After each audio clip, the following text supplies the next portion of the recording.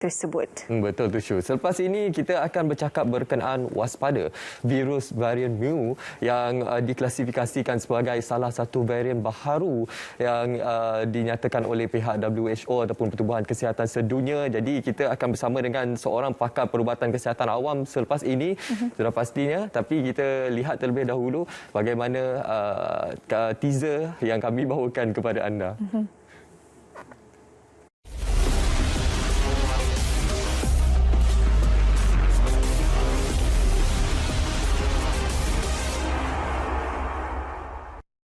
Mesti menang melawan varian baharu yang dikongsikan oleh Munawar seketika tadi.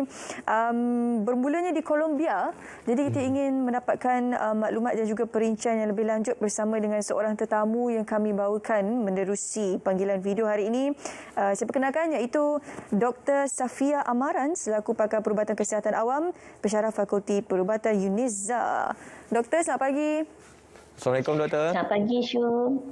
Assalamualaikum. Waalaikumsalam. Okey, doktor, mungkin kalau kita boleh ceritakan terlebih dahulu berkenaan dengan varian Mu ni ataupun varian MU yang baru-baru ini ialah kita dapat lihat semakin menular, sudah ada di Korea Selatan, sudah ada di Jepun. Jadi bagaimana kalau doktor boleh kongsikan keberadaan terkini varian ni?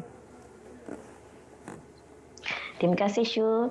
Assalamualaikum warahmatullahi wabarakatuh, Syu dan Munawar. Waalaikumsalam. Okey, jadi ini adalah varian terbaru yang diberi perhatian oleh WHO dan didaftarkan sebagai variant of interest sejak 30 Ogos baru-baru ni. Jadi macam yang disebut tadi, varian ni pertama kali dikesan di Colombia sebenarnya pada awal tahun ini lagi. Cuma dia baru diklasifikasikan sebagai VOI ni bulan Ogos baru ni. Sekarang ni dia ada kira-kira 4,500 jangkitan di seluruh dunia dan banyaknya dikesan di US. Mungkin kerana US banyak buat sampling lah. Dan di negara-negara Asia pun ada juga, tetapi dalam bilangan yang tidak terlalu banyak. Yang ketara sebenarnya dia di Colombia dan di Ecuador lah. Nampak varian ni merebak dengan sangat ketara. Kalau kita tengok peratusan ia dikesan di seluruh dunia setakat ni masih kecil, iaitu kurang daripada 0.1%. Namun karakteristik yang ada pada varian ni membuatkan WHO memberi perhatian khususlah kepada dia. Seperti yang doktor nyatakan tadi, varian ini diklasifikasikan sebagai salah satu varian yang perlu diawasi ataupun variant of interest VOI. Jadi mungkin juga doktor boleh memberikan pencerahan apa antara karakteristik bagi varian ini yang kita ketahui, yang boleh kita fahami, doktor. Okey, terima kasih Munawar. Okey, kalau kita tengok menurut Pertubuhan Kesihatan Sedunia ataupun WHO, apakah karakteristik VOI? Jadi VOI ni dikesan apabila satu-satu varian tu dia menyebabkan penularan yang tinggi, di mana kita dapati mungkin ada pertambahan bilangan kluster yang sangat ketara ataupun pertambahan bilangan kes yang ketara di mana-mana negara yang mencetuskan kita rasa ancaman kepada kesihatan awam ataupun kawalan sedia ada untuk COVID. Okey, selain daripada itu, karakteristik VOI ni ialah yang pertama, dia berjangkit dengan lebih cepat, lebih senang berjangkit, lebih laju berjangkit. Yang kedua, dia menyebabkan COVID yang lebih teruk lagi. Maksudnya macam kita tengok macam Delta lah. Kalau dulu kita rasa COVID tak menyebabkan kematian setinggi ini, tapi dengan Delta tu dia menyebabkan kematian lebih tinggi. Okey, yang ketiga antara yang paling merisaukan ialah dia menyebabkan imuniti sedia ada tu tak berkesan. Imuniti sedia ada ni boleh jadi daripada jangkitan COVID sedia ada yang sebelum ni, ataupun yang kedua melalui vaksin yang kita ambil, dan juga rawatan untuk COVID tu mungkin kurang berkesan. Selain daripada itu, pengesanan mengenai daripada makmal pun akan terganggu, menyebabkan kurang dapat dikesan. Jadi yang menjadikan varian ni menjadi perhatian WHO ialah kerana mutasi yang ada pada varian Mu ni, dia maksudnya gabungan mutasi yang ada ni membolehkan kita nampak dia sangat berpotensi untuk mengatasi keberkesanan vaksin sekarang. Jadi itu yang membuatkan kita risaulah sebab kita semua dah melalui fasa vaksinasi ni, ramai orang dah dapat vaksin. Jadi bila kita dengar ada satu varian yang boleh mengatasi vaksin yang sedia ada ni, jadi kita rasa macam betul-betul kena berwaspadalah dengan varian ni. Jadi maksudnya poin dia pada varian ni ialah mutasi-mutasi yang ada pada varian tersebut. Dia sangat berpotensi untuk mengurangkan keberkesanan vaksin sedia ada. Jadi apakah antara langkah-langkah terbaik? Malakah doktor tadi sudah beritahu bagaimana sebenarnya varian mu ini boleh memberikan kesan ataupun imuniti kita tidak beberapa berkesan terhadap varian mu ini, dan juga bagaimana vaksinasi juga mungkin boleh memberikan kesan yang berbeza jika dibandingkan dengan varian-varian yang ada sebelum ini. Jadi apakah langkah yang terbaik untuk masyarakat Malaysia mengelak daripada terkena jangkitan mu ini, ataupun cara untuk kita mengelak daripada varian mu ini memasuki ke negara kita, doktor? Okey, secara mudahnya kita faham Shu, maksudnya varian ni kita nampak dia berasal daripada luar negara. Jadi macam yang sekarang kita adalah kan, maksudnya semua kemasukan daripada luar negara perlu melalui proses saringan dan kuarantin. Jadi dengan adanya varian ni, dia menambahkan lagi lah reason ataupun sebab mengapa kita memang mesti sambung proses kuarantin dan testing bagi semua yang masuk daripada negara luar.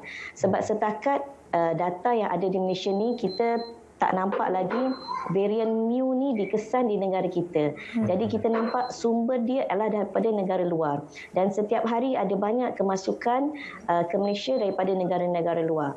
Walaupun ia terutamanya ada di Colombia dan Ecuador, tapi dia ada di 39 negara-negara lain. Jadi sebab tu kita memang kena alert lah, semua kemasukan daripada negara luar tu mesti disaring dan dikuarantin secukupnya. Macam sekarang kan, bila ada polisi boleh kuarantin di rumah, jadi memang yang tu kena betul-betul pastikan yang kuarantin di rumah patuh kepada arahan kuarantin dan tak ada yang tak patutlah macam yang berlaku dalam kluster Siva Gangga dulu, kalau kita ingatkan. Maksudnya kuarantin di rumah, kemudian dia tak patuh dan berlaku penularan.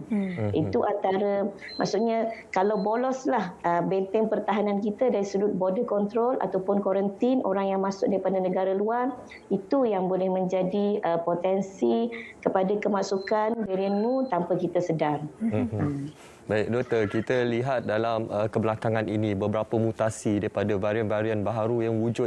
Ada yang dikategorikan sebagai VOI, ada yang dikategorikan sebagai VOC seperti varian Delta ini, dan baru-baru ini varian mu pula membimbangkan masyarakat global. Jadi bagaimana boleh kita fahami mutasi-mutasi yang berlaku daripada varian asal ini, dan bagaimana juga keperluan untuk kita jangka masa panjang? Adakah perlu untuk kita mengambil suntikan tambahan booster dose untuk vaksin untuk kita memastikan imun badan kita terpelihara, dapat melindungi kita daripada varian-varian baharu yang akan datang ini, doktor?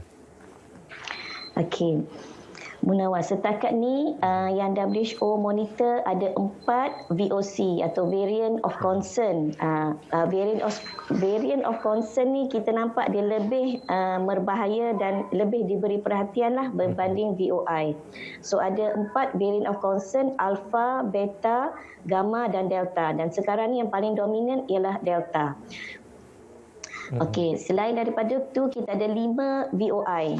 VOI yang sedang dipantau oleh WHO ialah Eta, Iota, Kappa, Lambda dan Mu. Beza antara variant of interest dan variant of concern ialah variant of concern ni memang ada kajian yang betul-betul membuktikan ciri-ciri dia mudah berjangkit, yang lebih teruk, immunity berkurang. Manakala variant of interest ni maknanya dia berpotensi untuk menjadi varian-varian seperti VOC, tetapi kajian tu masih di peringkat awal dan belum terbukti lagi. Jadi dia dalam macam fasa pemerhatian. Once kita dapat bukti yang dia memang berjangkit dengan lebih cepat, menyebabkan COVID yang lebih teruk, dia akan naik status kepada VOC. Macam apa yang berlaku kepada Delta sebelum ni. Okey. Jadi kalau kita fahami virus ni, Virus ni memang sifat dia sentiasa bermutasi. Tetapi pada kebanyakan masa mutasi yang ada tu dia macam tak bahaya dan mungkin virus yang bermutasi ni mati dengan dia hilang dengan sendirinya. Tetapi ada masanya mutasi yang berlaku tu bahaya, macam apa yang kita nampak pada VOC dan VOI yang ada setakat ni lah. Jadi maksudnya kajian yang ada sekarang ni menunjukkan imuniti yang ada daripada jangkitan sebelum ni dan daripada imuniti vaksin, dia tahap keberkesanan ni agak berbeza-beza untuk varian yang berbeza-beza. Okey. Contohnya setakat ni daripada kajian yang ada menunjukkan vaksinasi ataupun imuniti daripada vaksin ni masih berkesan untuk varian Delta. Tetapi dia kurang berkesan untuk varian Beta. Tapi Alhamdulillah yang sekarang ni dominan varian Delta. Jadi kita nampak vaksinasi itu berkesan. Maksudnya Beta ni walaupun dia boleh mengatasi imuniti sedia ada tapi dia tidak dominan. Okey. Dan ada juga kajian sekarang ni yang menunjukkan disebabkan adanya mutasi baru ni, imuniti yang sedia ada, maksudnya yang kita dapat daripada jangkitan COVID sebelum ni ataupun daripada vaksinasi, dia macam makin berkurang mengikut masa. Maksudnya kajian yang ada tu yang kita nampak setelah 4 ke 6 bulan, imuniti yang ada dalam badan kita ni dia makin kurang walaupun kita dah ambil vaksin. Jadi memang kalau ikutkan yang ini memang ada keperluan lah untuk mengambil booster untuk meningkatkan balik imuniti sedia ada supaya kita kekal terlindung daripada vaksin ni. Cuma untuk masa depan sukar nak dijangka sama ada kita akan berdepan lagi dengan vaksin-vaksin yang jauh lebih berbahaya yang boleh mengatasi vaksin sedia ada. Tapi kita haraplah dan kita berdoa supaya kita tidak diuji lagi dengan vaksin-vaksin dengan mutasi yang jauh lebih berbahaya seperti mana yang kita lalui dengan mutasi Delta ni lah. Cuma benda tu kita susah nak jangkakan apa yang boleh berlaku pada masa depan. Yalah, sebab kalau kita lihat situasi sekarang sejak coronavirus ini melanda pun memang situasi tidak menentu, bukan di Malaysia saja, bahkan di seluruh negara sekalipun dengan kewujudan varian-varian yang kita tidak tahu tiba-tiba akan muncul. Cumanya doktor, kalau doktor boleh berikan mungkin sedikit pencerahan yang lebih lagi, bagaimana sebenarnya, apakah kriteria yang ditentukan oleh WHO untuk menukar status VOI kepada VOC? Sebab kalau kita lihat dalam list senarai itu VOI ni ada banyak juga jika dibandingkan dengan VOC. Jadi boleh jadi bila masa VOI ni boleh jadi VOC ya.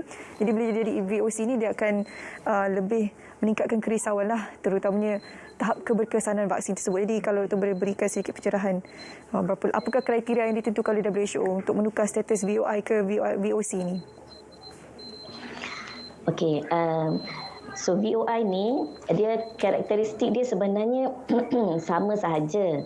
Dia ada yang 4 yang utama itulah. Maksudnya yang pertama dia berjangkit dengan lebih mudah.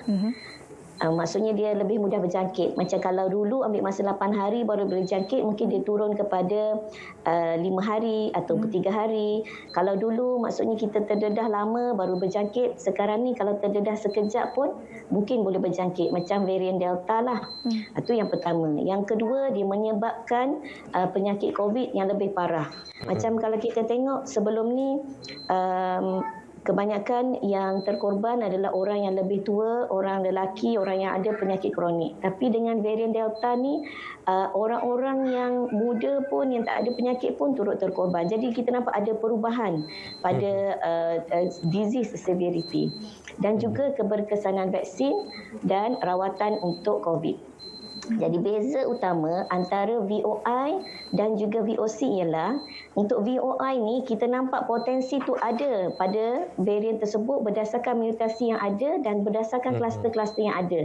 Tetapi belum ada kajian yang betul-betul mengesahkan perkara ni.